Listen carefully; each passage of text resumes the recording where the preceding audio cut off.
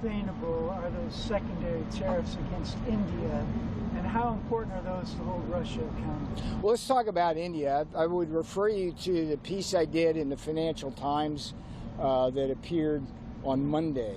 And the Indian situation is very interesting. A lot of people don't know this, but prior to Russia's invasion of Ukraine in February of 22, India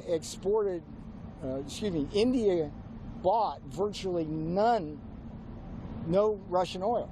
Let me say it again. Prior to the invasion of Ukraine in February 2022, India bought virtually no Russian oil. I mean, it was like 1% of their needs.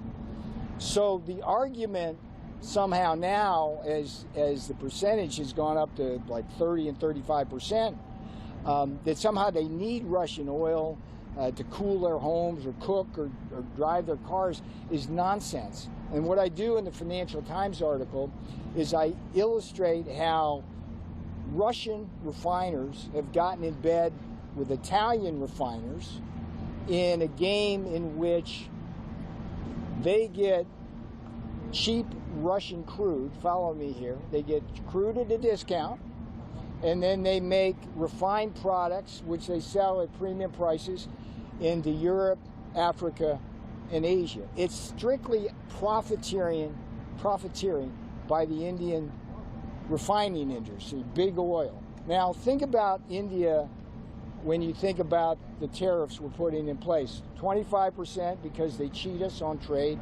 25% because of the Russian oil. I ask you this, what is the net impact on the Americans because of our trade with India? Well, let's think about it. They have higher tariffs, there are Maharaja tariffs, higher non-tariff barriers. We run a massive trade deficit with them, so that hurts American workers, hurts American businesses.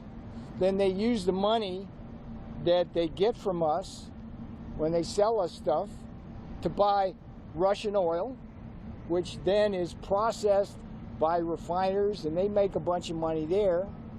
But then the Russians use the money to build more arms and kill Ukrainians, and so American taxpayers have to provide more aid, military style, to the Ukrainians. So that's insane. And President Trump sees that chessboard beautifully, and you guys need to write about that. That's what's going on there. And in many ways, the road to peace runs